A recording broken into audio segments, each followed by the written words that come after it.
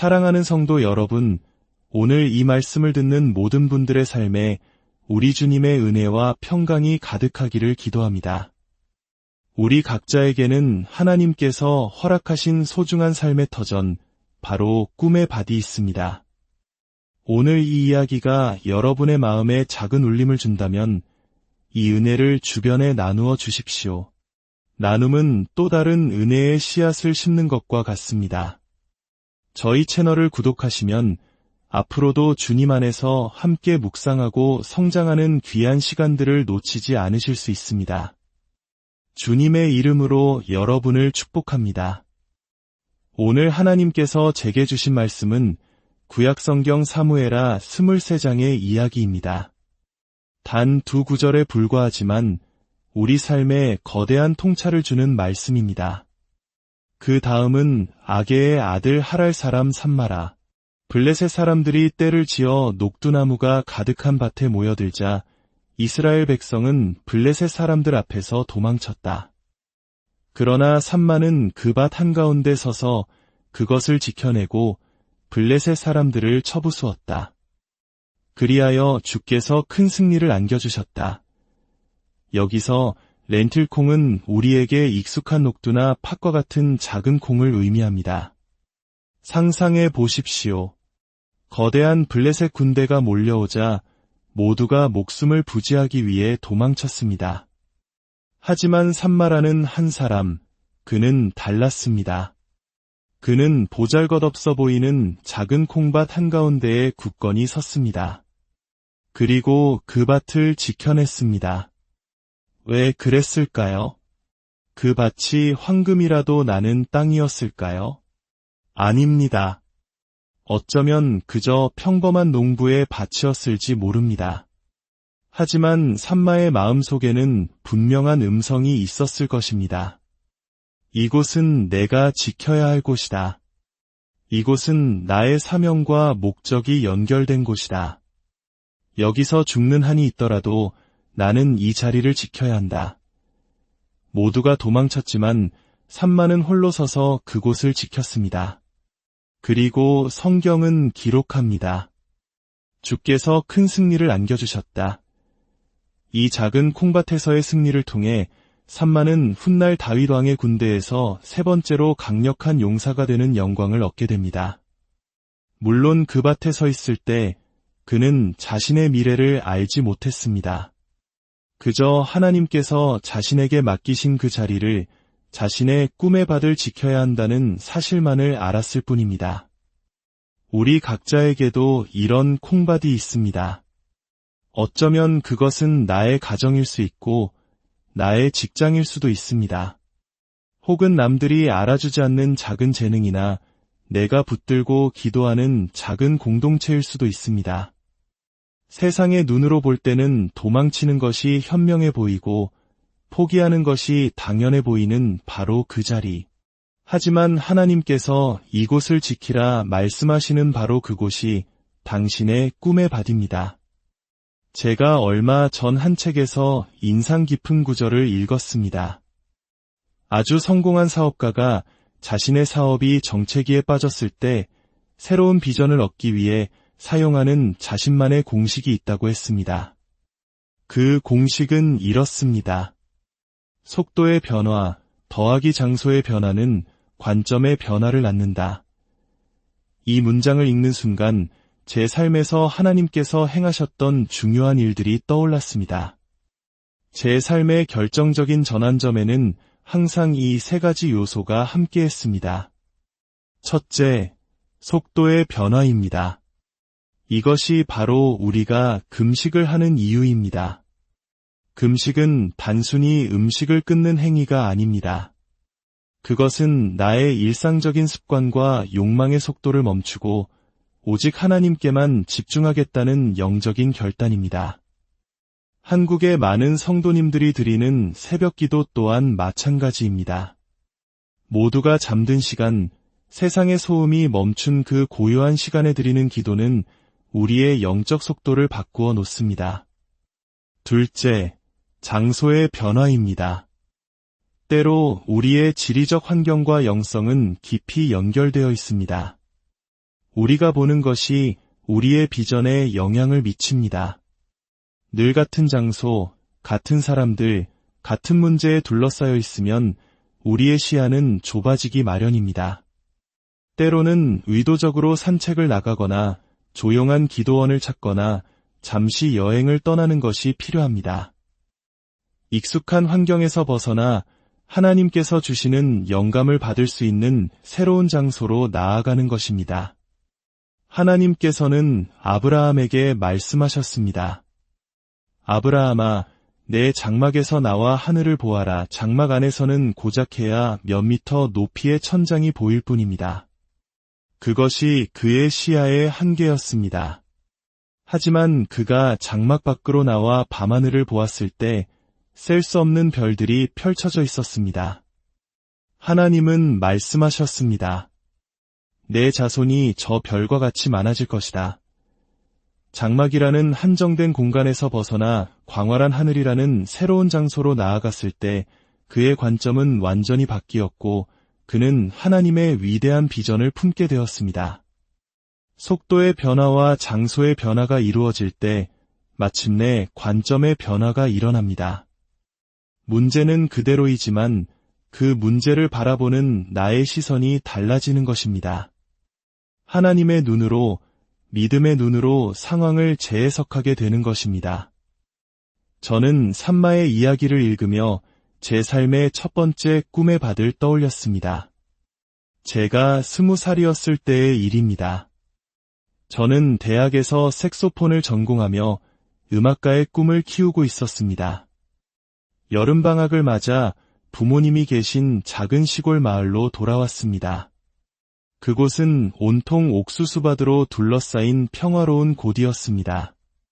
저는 그 무렵 매일 말씀을 읽고 기도하는 영적 훈련을 하고 있었는데 기도할 때마다 제 안에서 무언가 뜨거운 것이 꿈틀거리는 것을 느꼈습니다. 내가 정말 음악가로 사는 것이 하나님의 뜻일까 하는 의문이 들기 시작했습니다. 저는 하나님의 뜻을 알기 위해 3일간의 금식을 결심했습니다. 제 인생을 향한 하나님의 계획이 무엇이든 그대로 순종하겠다고 기도했습니다. 금식 마지막 날 밤, 저는 집을 빠져나와 근처에 있는 텅 빈 예배당으로 향했습니다. 그곳은 여름 수련회 때나 가끔 사용되는 평소에는 거의 비어있는 낡고 차가운 건물이었습니다. 저는 그 텅 빈 강단 위로 올라가 무릎을 꿇고 기도하기 시작했습니다. 바로 그 순간이었습니다. 갑자기 하나님의 임재가 너무나도 강력하고 실제적으로 그 공간을 가득 채웠습니다. 말로 설명할 수 없는 평안과 확신이 제 온몸을 감쌌습니다. 저는 무릎을 꿇은 채 한참을 울었습니다. 그리고 자리에서 일어났을 때 저는 분명히 알 수 있었습니다.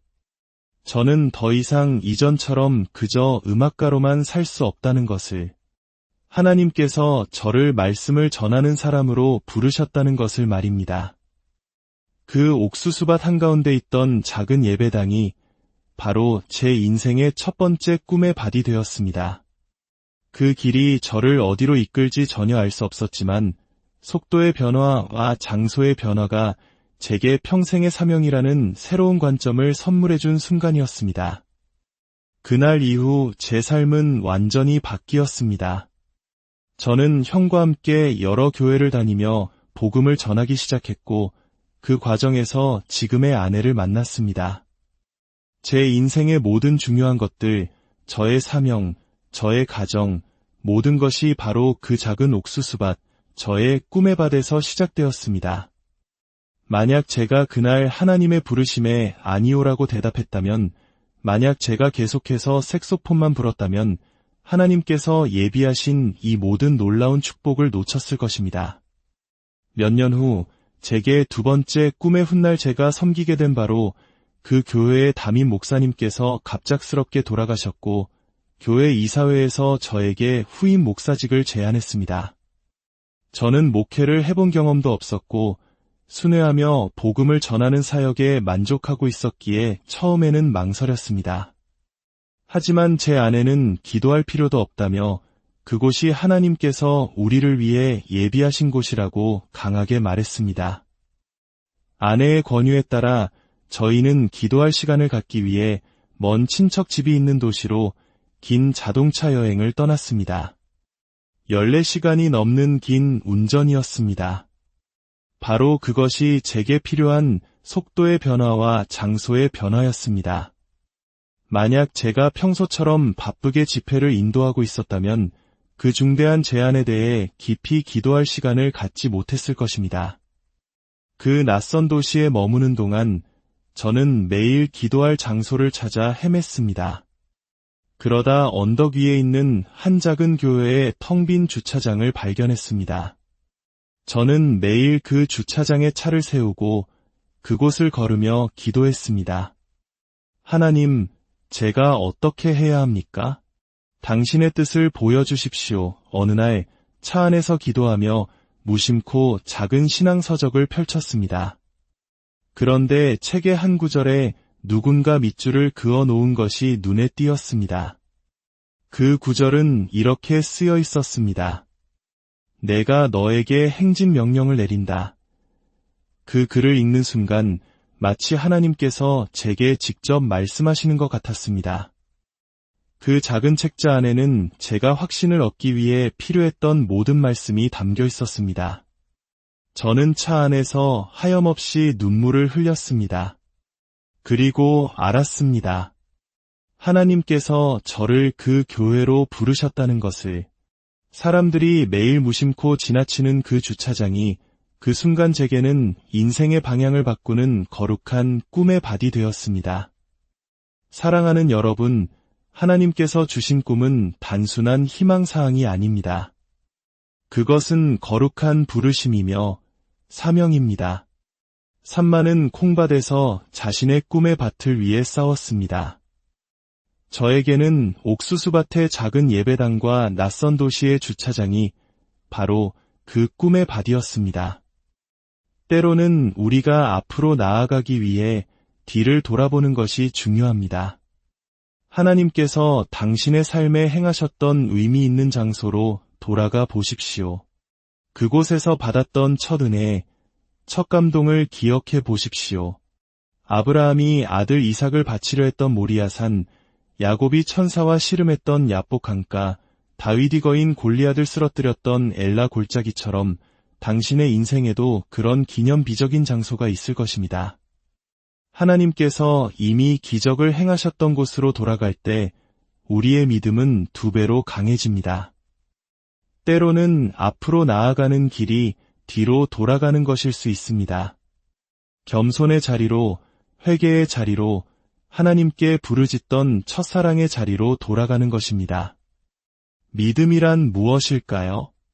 믿음이란 하나님께서 2번째 걸음을 보여주시기 전에 첫 걸음을 내딛는 것입니다. 믿음이란 하나님의 음성을 들은 사람이 먼저 발걸음을 뗄 때 기사와 표적이 그 뒤를 따를 것을 신뢰하는 것입니다. 지금 당신이 서 있는 곳이 켄터키의 옥수수밭이든 아칸소의 주차장이든 혹은 산마의 작은 콩밭이든 중요하지 않습니다. 중요한 것은 그곳에서 하늘로부터 내려오는 비전을 받았다는 사실입니다. 당신의 손에 가진 것이 아무것도 없고 미래가 불확실할지라도 괜찮습니다. 베드로가 배 밖으로 발을 내딛지 않았다면 결코 물 위를 걸을 수 없었을 것입니다. 여러분이 서 있는 바로 그곳에서 하나님께서 여러분에게 맡기신 그 꿈에 받을 굳건히 지켜내십시오. 이제 잠시 함께 기도하기를 원합니다. 당신이 어디에 있든지 이 기도를 함께 따라해 주십시오. 주 예수님, 오늘 저는 제 모든 것을 주님께 드립니다. 제 삶을, 제 모든 것을 오늘 주님께 바칩니다. 저를 받으시고 씻어주시고 깨끗하게 하여 주옵소서. 저의 모든 죄를 용서하시고 사탄의 권세로부터 저를 자유롭게 하소서. 오늘 저는 주님 안에서 새로운 생명을 받기를 원합니다. 주님, 제 삶에, 제 가정에, 제 모든 것 가운데 들어와 주옵소서. 사랑하는 주님, 오늘 이 말씀을 들은 모든 당신의 자녀들을 축복하여 주옵소서. 각자의 삶 속에서 지켜내야 할 꿈의 밭이 어디인지 깨닫는 지혜를 주시고 세상이 흔들어도 믿음으로 굳건히 설 수 있는 용기를 더하여 주옵소서. 때로는 뒤를 돌아보며 첫사랑을 회복하게 하시고 믿음의 첫걸음을 내딛는 결단을 통해 주님의 기적을 경험하게 하옵소서. 주님께서 당신을 축복하시고 지키시기를 원하며 주님께서 당신의 꿈의 밭에 큰 승리를 안겨주시기를 예수 그리스도의 이름으로 간절히 기도합니다.